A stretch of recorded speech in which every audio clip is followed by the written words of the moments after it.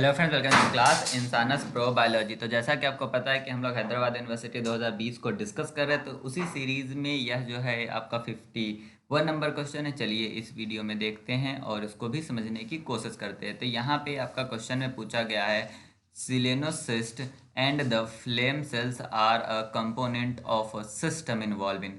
तो सबसे पहली बात, सिलेनोसिस्ट होता क्या है? तो यह जो है यह फ्लैट वॉर्म में पाया जाता है। किसमें पाया जाता है? फ्लैट वॉर्म में। फ्लेम सेल्स कहाँ पाए जाते हैं? यह भी फ्लैट वॉर्म में ही पाए जाते हैं। अब सिलेनोसिस्ट जो होता है, यह आपका इसका स्ट्रक्चर कैसा होता है? यह थिन लॉन्ग फ्लैजिलर सेल्स होता है। क्या होता है आपका?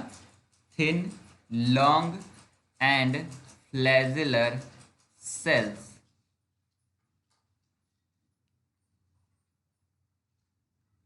ये फ्लेम सेल्स क्या है? यह जो है आपका मॉडिफाइड होता है। ये क्या होता है? यह मॉडिफाइड रूप होता है और यह सीलिया लाइक स्ट्रक्चर है।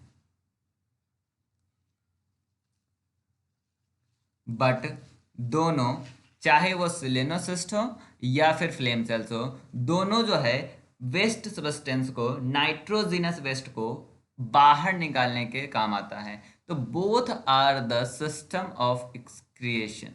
एक्सक्रिएशन मतलब एक्सक्रीटरी सिस्टम का पार्ट होता है ये हमारा सिलेनोसिस्ट और फ्लेम सेल्स। कहाँ पाया जाता है? फ्लैट वॉर्म में पाया जाता है। इसके अलावा नेफ्रीडिया भी एक्सक्रीटरी सिस्टम का ही पार्ट है, बट यह एनिलिडा में पाया जाता है। तो यह भी याद रखिएगा। हम लोग आगे चलते हैं। आगे में यह एक क्वेश्चन है कि बी सेल और टी सेल में क्या डिफरेंस है? तो बी सेल और टी सेल में डिफरेंस समझने से पहले हम एक स्ट्रक्चर बना लेते हैं, जिसमें थोड़ा देखते हैं। बेसिक आपको पता होना चाहिए ये सब चीज़ों का। तो ये एक क्वेश्चन हो गया।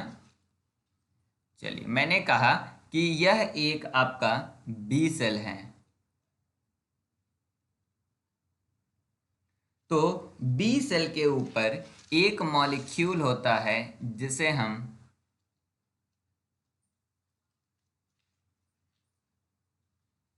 CD मॉलिक्यूल कहते हैं, CD28। और CD का full form cluster of differentiation होता है, याद रखिएगा। क्लस्टर ऑफ डिफरेंशिएशन होता है। इसके अलावा बी सेल पे एक रिसेप्टर होता है जिसे हम बी सेल रिसेप्टर कहते हैं। इसके अलावा एक और चीज होता है, देखिए पूरा हम एक्सप्लेन इसमें नहीं कर रहे, बट इंपॉर्टेंट चीजें बता रहे कि क्या क्या होता है जो आपको याद रखना है। CD19 होता है और इसी के साथ एक और होता है जिसे हम बोलते हैं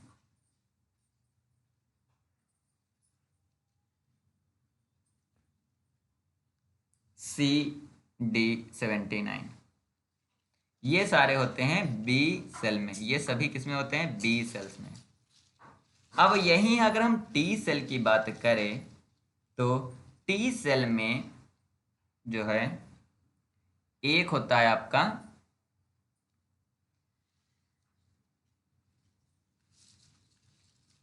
टी सेल रिसेप्टर, और इसके साथ एक और मॉलिक्यूल होता है जिसे हम बोलते हैं CD40L।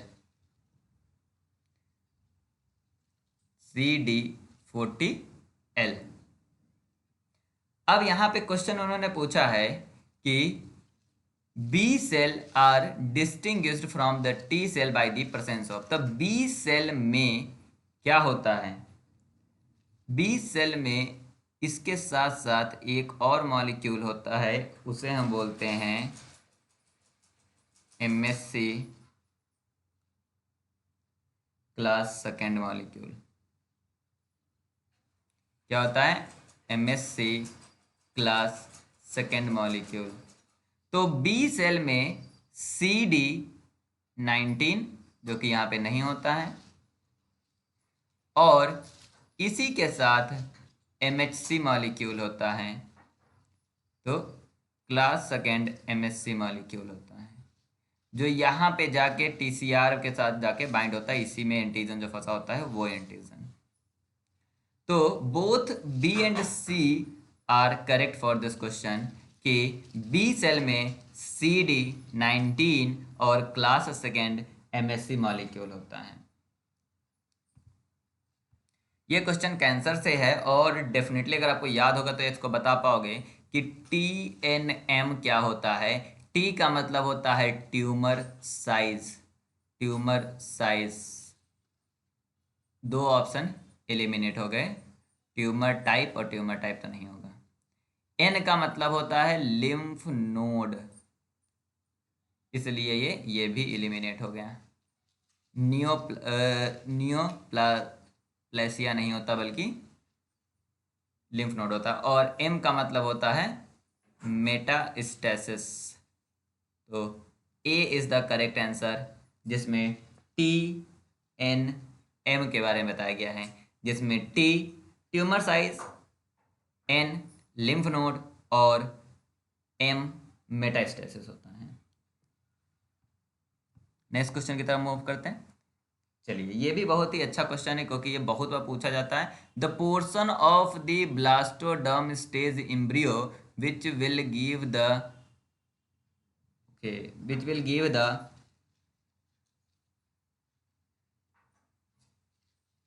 ड्रोसोफिला, आई थिंक है drosophila, to the most of ectodermal, mesodermal and the, चलिए ये क्वेश्चन में देख लीजिएगा क्या है, क्योंकि ये कॉपी एंड पेस्ट इसलिए यहाँ पे छुटा हुआ है। इंडोडर्मल टिश्यूज इन ड्रोसोफिला, मतलब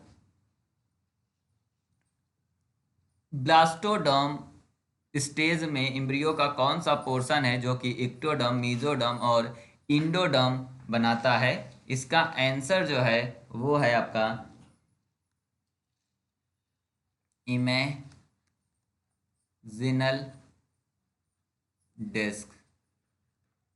देखिए ये होता क्या है कि most of the ectoderm, mesoderm और इंडोडर्म बनाता है, यह एक sac like epithelium epithelial structure है, एपिथेलियल स्ट्रक्चर है, जो कि हमारा पाया जाता है लार्वा के इनसाइड में, found inside the larva of insect. तो इंसेक्ट के लार्वा में पाया जाता है सैक लाइक एपिथेलियल स्ट्रक्चर, जिसे हम इमेजिनल डिस्क कहते हैं। और यही जो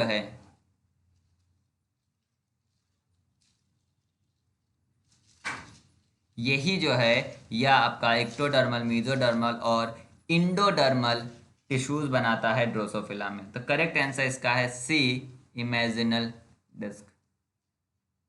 इमेजिनल डिस्क जो है ब्लास्टोडर्म का स्टेज है, जिसमें हमारा क्या बनता है, एक्टोडर्म, मीजोडर्म और इंडोडर्म टिश्यू बनता है ड्रोसोफिला में। यह क्वेश्चन काफ़ी सिंपल है बट याद होना चाहिए। 2005 में इसके ऊपर पेपर आया था, नेचर में और सेल में, दोनों में पेपर आ चुका है कि core regulatory circuitry of embryonic stem cells में क्या होता है। तो सबसे पहले हम बता दें कि कोर रेगुलेटरी में जो ट्रांसक्रिप्शन फैक्टर है उसमें OCT4, नैनोज और SOX2 होते ही हैं, बट इसके अलावा उनका कुछ जीन रेगुलेटरी एलिमेंट भी होता है। जैसे पहला ऑप्शन इसलिए एलिमिनेट है क्योंकि इसमें इन्होंने लिख रखा है OCT4, नैनोज और SOX2 to the regulatory element of only active gene. यहाँ पे क्या हो रही, कोर रेगुलेटरी सर्क्यूटरी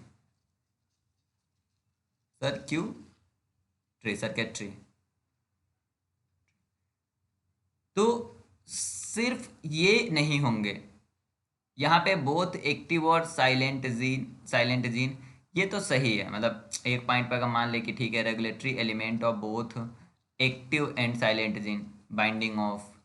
अगला क्या है, binding of Oct four Nanog and Sox to their own own their own as well as active silent gene regulatory element. तो जो आपका एम्ब्रियोनिक स्टेम सेल्स की जो कोर रेगुलेटरी है, वो जो है आपका खुद से, फिर मतलब खुद एलिमेंट जिसका वो जहाँ पे उसको बाइंड करना है, एक्टिव रीजन और साइलेंट रीजन जहाँ से हमारा पूरा का पूरा सिस्टम रेगुलेट हो रहा है, उन सभी पे बाइंड करना ज़रूरी है। तो core regulatory circuitry is in embryonic stem cells is binding of the OCT4 nanos and SOX2 to their own as well as active and silent gene regulatory element. That is a correct answer. आप उस paper को read कर सकते हो जहाँ पे core regulatory सर्क्यूरिटी इन embryonic stem sales के बारे में बोला गया है। डेफिनेटली वो पेपर आपको हेल्प करेगा इसको थोड़ा समझने में। नेक्स्ट क्वेश्चन बहुत ही सिंपल है। इन्होंने इसमें पूछा है कि अगर पेनक्रियाटिक डक्ट जो है वो उसमें दिक्कत आ जाए तो कौन सा लेवल बढ़ा हुआ मिलेगा। तो देखो, पेनक्रियाटिक डक्ट में दिक्कत हो रही है, मतलब पेनक्रियास से रिलेटेड हार्मोन्स या एंजाइम की बात की जाएगी। तो पेनक्रियाज से रिलेटेड एंजाइम यहाँ पे एक ही है, अमाइलेज। डेफिनेटली अमाइलेज का जो है एलिवेटेड लेवल मिलेगा, ना कि किसी और का, क्योंकि बिलिरुबिन जो होती है प्रोडक्ट होती है ब्लड डाइजेशन का। ब्लड जब छोटे छोटे टुकड़ों में हीमोग्लोबिन टूटता है तो उसमें जो एक प्रोडक्ट होता है वो बिलिरुबिन होता है। सिक्रीटिन जो होती है यह भी आपका एस सेल ऑफ डिओडेनम से रिलीज होती है, डिओडेनम के एस सेल से रिलीज होती है सिक्रीटिन। और कोलिनसिस्टोकाइनिन जो होती है यह भी स्मॉल इंटेस्टाइन से ही रिलीज होती है। तो ये दोनों तो स्मॉल इंटेस्टाइन के पार्ट हैं, तो अगर स्मॉल इंटेस्टाइन में दिक्कत होती तो मे बी इसका इन दोनों में से कोई एक होता। यह जो है आपका मेटाबॉलिक प्रोडक्ट है। तो एक बच रहा आपका अमाइलेज। यह हार्मोन ऐसा हार्मोन है जो कि हमारा कहाँ से रिलीज होता है, पेनक्रियास से। इसके साथ यह हमारा सलेब्री ग्लैंड से भी रिलीज होता है, but most of the part जो है सलेब्री ग्लैंड और पेनक्रियास से मिलकर बनता है, मतलब पेनक्रियास रिलीज करता है। तो पेनक्रियास का डक्ट अगर प्रॉब्लम में है तो पेनक्रियास से निकलने वाला हार्मोन वो इलिवेटेड लेवल रूप में पाया जाएगा। तो amylase is the correct answer for this question. Next question is also too simple question. यहाँ लिखा है carnitine palmitoyl transferase first is responsible. पहली बात, यह जो है हमारा कार्निटीन पाल्मिटोली ट्रांसफिरेज एंजाइम, यह हमारा कहाँ पाया जाता है, तो यह पाया जाता है आपका माइटोकॉन्ड्रियल मेम्ब्रेन पे। माइटोकॉन्ड्रियल मेम्ब्रेन, माइटोकॉन्ड्रियल मेम्ब्रेन पे पाया जाता है कार्निटीन पाल्मिटोली ट्रांसफेरेज एंजाइम। अब यहाँ से याद रखना है कि यह माइटोकॉन्ड्रियल मेम्ब्रेन पे पाया जा रहा है, मतलब यह जो है यह ट्रांसपोर्टर जो है ये क्या कर रहा होगा, कोई चीज़ माइटोकॉन्ड्रिया के अंदर ले जाएगा, कोई चीज़ माइटोकॉन्ड्रिया के बाहर। अब माइटोकॉन्ड्रिया के अंदर जो है, माइटोकॉन्ड्रिया के अंदर एक प्रोसेस होती है, माइटोकॉन्ड्रिया के अंदर एक प्रोसेस होती है जिसे हम बीटा ऑक्सीडेशन कहते हैं। बीटा ऑक्सीडेशन के अंदर जो है हमारा फैटी एसिड पार्टिसिपेट करता है। फैटी एसिड जो है वो बाहर होता है, तो बाहर से माइटोकॉन्ड्रिया के अंदर ले जाने के लिए कोई ना कोई कंपोनेंट पार्टिसिपेट करेगा। तो इसी फैटी एसिड को माइटोकॉन्ड्रिया के अंदर ले जाने के लिए कार्निटीन पाल्मिटोली ट्रांसफेरेज ये जो है काम आता है। तो यहाँ पे क्या आंसर होगा, long chain fatty acid into the mitochondria. तो लॉन्ग चैन फैटी एसिड को माइटोकॉन्ड्रिया के अंदर ले जाने का काम आपका क्या करता है, कार्निटीन कार्निटीन पाल्मिटोली ट्रांसफेरेज। ओके,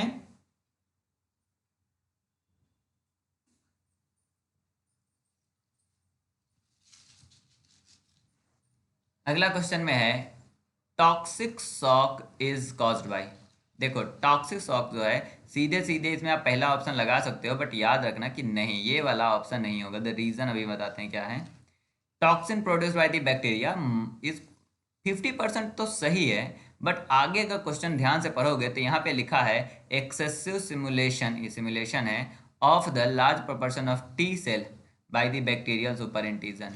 जो टॉक्सिन क्रिएट हो रहा है बैक्टीरिया का, वह आपके टीआरएनए को एक्टिव करे, इसकी गारंटी नहीं है। क्योंकि इम्यूनोलॉजी में एक सबसे अच्छी बात है कि जितने भी एंटीजन्स होते हैं वो सबके सब इम्यूनोजन नहीं होते हैं।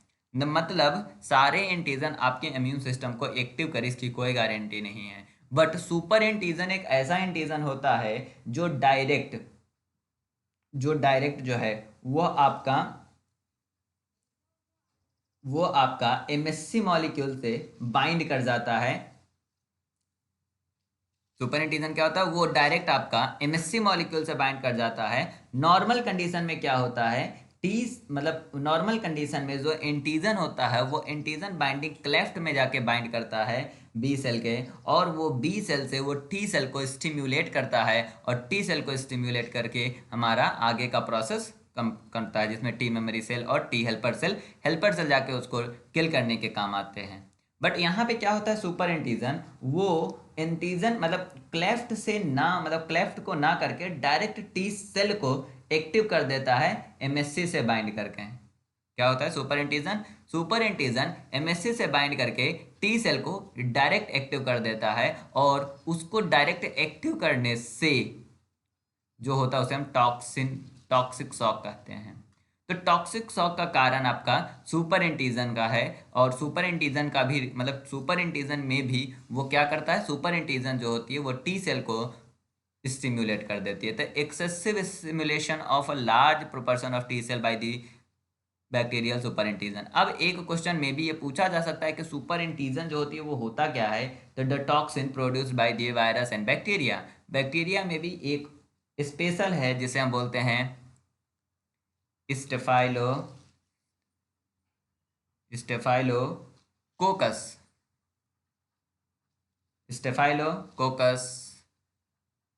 ऑरियस।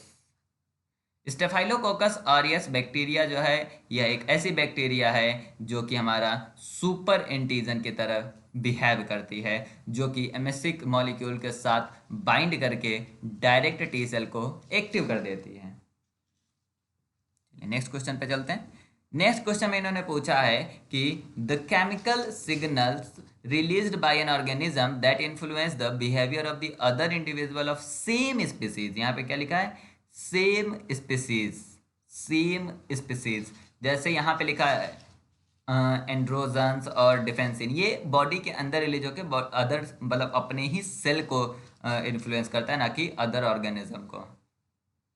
लेकिन फिरोमोन्स का नाम आपने सुना होगा। फिरोमोन्स जो है कम्युनिकेशन के लिए यूज होता है। फीमेल फिरोमोन्स आपने सुना होगा। यह केमिकल सिग्नल होता है जिसमें एक ऑर्गेनिज्म दूसरे ऑर्गेनिज्म से कम्युनिकेट करते हैं, और after the communication they change the behaviour.